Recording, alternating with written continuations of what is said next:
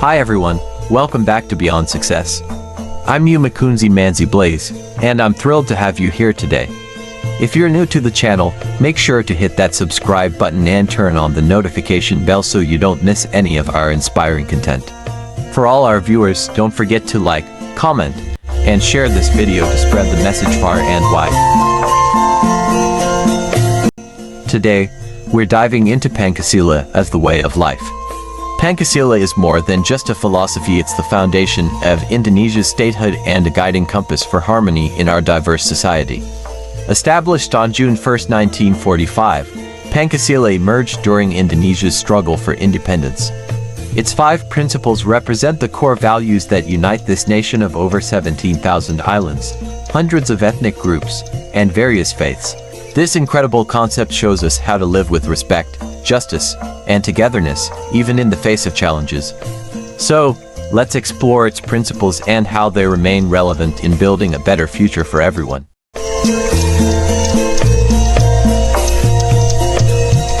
The first principle is belief in the one and only God, Ketahanan Yang Maha Esa.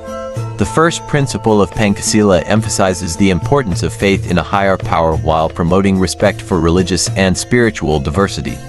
Indonesia, as a multi-religious nation, embraces various faiths such as Islam, Christianity, Hinduism, Buddhism. This principle reminds citizens to respect one another's beliefs, fostering an environment of religious tolerance. It encourages interfaith harmony, where people can coexist peacefully despite their differing religious practices. For example, during religious holidays, communities often come together to celebrate, exchange greetings, and share in each other's joy. The second principle is just and civilized humanity. The second principle focuses on justice, fairness, and the inherent dignity of every human being. It urges Indonesians to treat one another with respect, regardless of race, religion, or social background. This principle is about creating a society where everyone is afforded equal rights and opportunities. It also emphasizes the importance of acting in a civilized manner, showing empathy and kindness in daily interactions.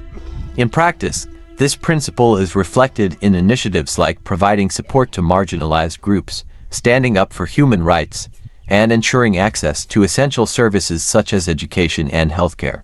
It reminds us to address social inequalities and advocate for those who are less fortunate.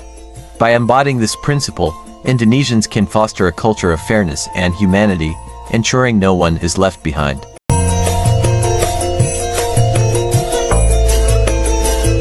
The third principle is unity of Indonesia. The third principle underscores the importance of national unity in a country as diverse as Indonesia. With over 17,000 islands, hundreds of ethnic groups, and multiple religions, the idea of unity in diversity is central to maintaining harmony.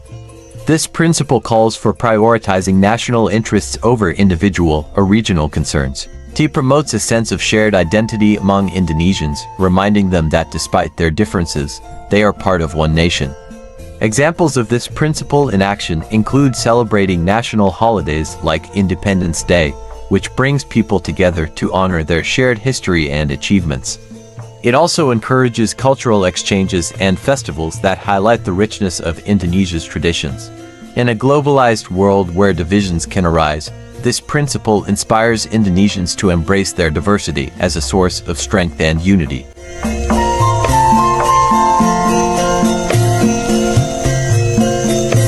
The fourth principle is democracy guided by wisdom.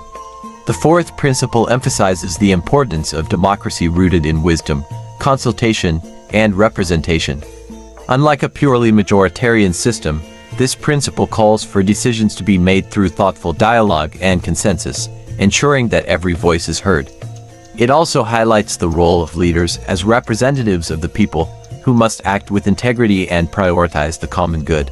In practice, this principle is evident in local village meetings, where community members collectively discuss and decide on matters affecting their lives. It also promotes transparent governance, ensuring that leaders remain accountable to their constituents. This principle serves as a reminder of the value of collective decision-making and the importance of wisdom in leadership. In today's polarized world, It offers a model for participatory democracy that fosters inclusivity and fairness. The last principle is social justice for all. The fifth principle calls for fairness and equality in all aspects of life, ensuring that every Indonesian has access to opportunities and resources. It advocates for the equitable distribution of wealth, education, and healthcare to reduce social and economic disparities. This principle recognizes that true justice involves addressing the needs of the most vulnerable members of society. In practice, it is reflected in policies aimed at poverty reduction, affordable housing, and community development. For instance, programs that prioritize rural areas for infrastructure development embody this principle. It also encourages social solidarity, where communities come together to support one another in times of need.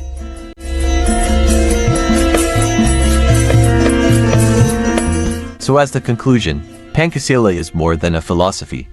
It's a way of life that unites us in our differences and challenges us to create a world built on justice, respect, and unity. Thank you so much for watching. If you found this video valuable, make sure to subscribe, like, comment, and share it with your friends. Together, we can spread this meaningful message far and wide. See you in the next video.